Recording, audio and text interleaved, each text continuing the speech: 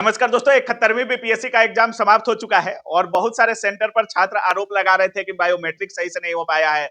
बहुत लोग जैसे अरविंद महिला में लोग कह रहे थे कि 20 मिनट बाद को पेपर तसीला गया है। बाकी बहुत जगह पे साफ सुथरा एग्जाम भी लिया गया है। क्या कुछ हुआ पूरा निचोड़ जानेंगे रहमान सर से। कट ऑफ क्या जा सकता है, एक्सपेक्टेड कट ऑफ क्या रह सकता है, सारी चीजों पर बात करेंगे। रहमान सर हमारे साथ हैं। सबसे पहले स्वागत है। बहुत बहुत धन्यवाद, बहुत बहुत धन्यवाद। सर, कहीं से पेपर लीक वगैरह की भी खबर आई है क्या? इस पेपर लीक की कहीं से कोई खबर नहीं है, क्योंकि मैं पूरी तरह से एकदम सजग था, सक्रिय भी था, क्योंकि 70वीं आंदोलन का दृश्य हमको बार बार उत्तेजित कर रहा था और बार बार देखा। इसी बीच में हमको आप जस्ट मेरे मकान के पीछे है आपको अरविंद महिला कॉलेज, तो अरविंद महिला कॉलेज में पूरा हल्ला हंगामा सुनने को मिला।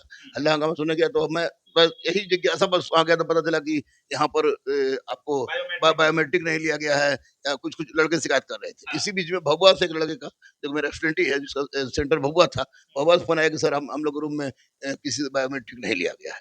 इसको छोड़ के दूसरा क्वेश्चन लिख का या किसी तरह की कोई बातें नहीं आई है। जिन छात्रों का बायोमेट्रिक नहीं हुआ है उनका क्या होगा? ये सबसे बड़ा प्रश्न उठता है कि बायोमेट्रिक के लिए अध्यक्ष और सचिव जिम्मेवार नहीं है।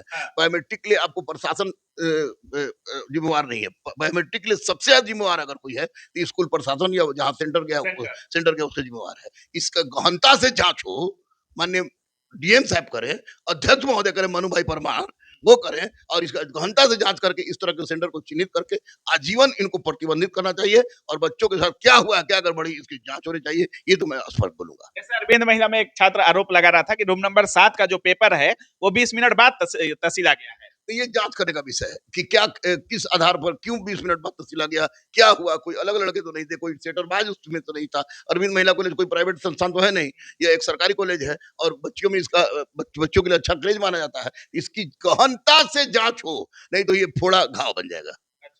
सर, 70वीं बीपीएससी के की अगर बात करें और 71वीं बीपीएससी के प्रीलिम्स की बात करें, दोनों के प्रीलिम्स के पेपर में आप देखे भी हैं आज का पेपर, दोनों के प्रीलिम्स के पेपर में कितना अंतर देखने को मिला? कौन सा पेपर आप हार्ड कह सकते हैं? एग्जाम से पहले बहुत सारे लोग कह रहे थे कि 70वीं बीपीएससी का जो पेपर है उससे 71वीं बीपीएससी बहुत हार्ड रहने वाला है। देखिए, बहुत हार्ड की बात नहीं है और बहुत हल्का की बात नहीं है। 70वीं बीपीएससी का क्वेश्चन बीपीएससी 70वीं बीपीएससी क्वेश्चन बीपीएससी का था ही नहीं।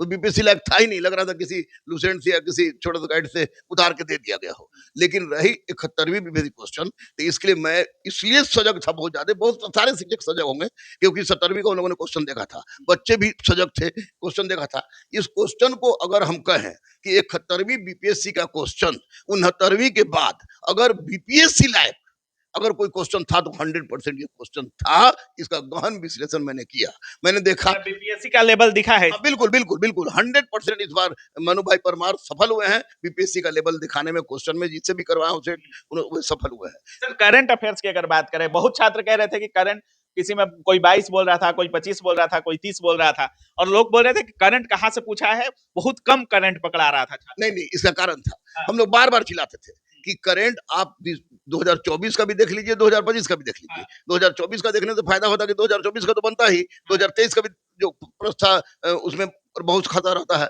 वो था, और 25 का भी देखिए। तो बहुत सारा क्वेश्चन करंट का। तो अब मान लिया कि नालंदा विश्वविद्यालय का पुनर्निर्माण फिर कब हुआ, तो ये क्वेश्चन तो आपको करंट का है, लेकिन है स्टैटिक टाइप का। दूसरा सबसे महत्वपूर्ण बात था कि करंट अफेयर्स में 23 का भी क्वेश्चन है, 24 का भी क्वेश्चन है, और 25 का भी क्वेश्चन है।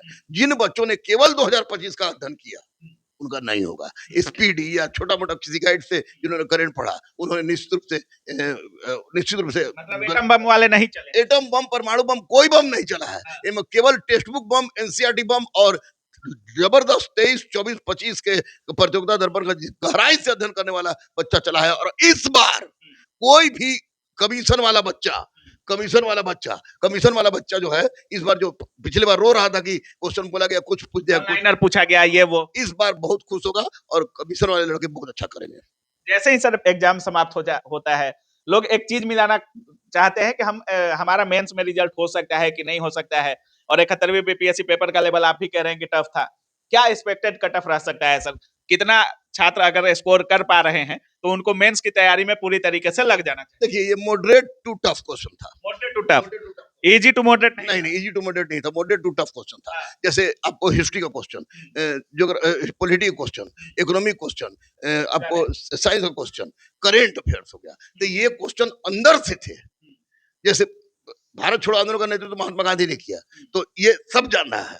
लेकिन अब महात्मा गांधी को छोड़ के बाकी अन्य नेता के बारे में पूछा है। उसी तरह पॉलिटी में वन लाइनर क्वेश्चन नहीं था, स्टेटमेंट वाइज क्वेश्चन था। इकोनॉमी में भी पूरी तरह उसी तरह क्वेश्चन थे, साइंस के भी क्वेश्चन उसी तरह के थे। कुछ तो हल्के क्वेश्चन होते हैं, तो स्वाभाविक रूप से इसमें कोई भी वनडे तैयारी करने वाला बच्चा अगर चाहे वो क्रैक कर दे इसको, तो उसके लिए दुरूह कार्य होगा। तो स्पष्ट रूप से उस सारा क्वेश्चन को देखने के बाद हमने जो अंदाजा लगाया है एक लंबे समय से अध्ययन अध्यापन के आधार पर, और नहीं जाता है बच्चे, हो सकता है कि अभी हमको 10 को कोचिंग बिल्कुल, बिल्कुल, 10 को कोचिंग गाली दिवा दें, लेकिन जिनका खराब हो जाए या गाली के दायरे में ना आए। हाँ, कोचिंग वाले भी गाली दिवाते हैं, हाँ। वो दिवाएं। उसके बावजूद मैं आपके चैनल पर, जो विश्वसनीय चैनल है आपका, बच्चे दिखते हैं, इसलिए मैं कटअप मैं दे रहा हूँ, इससे ज्यादा ये कटअप। आप तैयार किए हैं सर? हाँ बिल्कुल, ये तैयार किया मेल मैंने, और फीमेल दोनों का है? मेल और फीमेल दोनों का है, दोनों का इसमें तैयार मेल का कितना सर? किया। जनरल 88 से 91, मेल, हाँ मेल, ओबीसी, ईडब्ल्यूएस 85 से 87, ओबीसी, ओबीसी 86 से 88, अच्छा, ईबीसी 83 से 86, अच्छा, एससी 78 से 81, हाँ, एसटी 79 से 82, अच्छा, ठीक है सर। फीमेल में जनरल महिला 79 से 82, अच्छा, और ईडब्ल्यूएस 78 से 80, हाँ, ओबीसी 77, ईबीसी 76 से 78, एससी 71 से 73, और एसटी 72 से 73। ये फीमेल का है? इधर वाला फीमेल का है, उधर वाला ये मेल का मेल मेल का। का है। तो अच्छा, इसमें एक बात बता दें, मतलब आपके अनुसार मेल में जनरल का कट ऑफ 88 से 91 जा सकता है और फीमेल का 79 से 82 79 जा सकता 82 जा सकता है। अब एकाध क्वेश्चन बढ़ जाए है। या मतलब 1-2 नंबर तो फ्लक्चुएट फ्लक्चुएट होता है, उसको छोड़ के इससे ज्यादा कोई कहे तो झूठ बोल रहा है। जितना जो भी लोग इसका पार कर रहे हो या 1-2 नंबर कम भी है, तो वो लोग मेंस में नंबर लग कम, 2 नंबर जिनका भी इससे कम है, वो चुपचाप मेंस में लग जाए। ये कहेंगे 85 पे हो जाएगा, 84 पे हो जाएगा, 86 पे हो जाएगा, तो नहीं होगा, क्योंकि यूपीएससी वाले सारे बच्चों ने दिया है और क्वेश्चन पूरी तरह से अवधारणात्मक था। और 17वीं से सीटें भी कम है। 17वीं सीट भी कम है, इसलिए निश्चित रूप से ये कट ऑफ सोची समझे सोच के बनाया है, और साथ ही साथ 2 नंबर घटना बढ़ना एमएससी वाले भी तैयारी कर तैयारी करे, क्योंकि वाजिब है, हम तो भगवान है नहीं, तो इसलिए इसको देख के तैयारी करेगा लोग बढ़िया है। लेकिन एक बात बोलेंगे, मनु भाई परमार इस बार निश्चित रूप से बीपीएससी का लेवल मेंटेन मेंटेन रखे हैं, इसलिए वो प्रसन्नता के विषय है। जय हिंद, जय भारत। मनु भाई को हम जरूर बोलेंगे कि आपने इस बार अच्छा किया। मतलब अच्छा करेंगे मनु भाई तो आप बड़ाई भी कीजिएगा, बुरा करेंगे तो शिकायत हाँ, निश्चित, अगर बुरा किए होते तो हम कितना शिकायत कर चुके हैं। अच्छा किए इसलिए बोल रहे हैं कि सैल्यूट है उनको, कि उन्होंने समझ गए पिछले बार का देखने के पश्चात उनको समझ में आ गया कि क्वेश्चन क्या है, और इस क्वेश्चन बहुत अच्छा है, बहुत अच्छा है, बहुत अच्छा है। बहुत बहुत धन्यवाद। Thank you, thank you, thank you.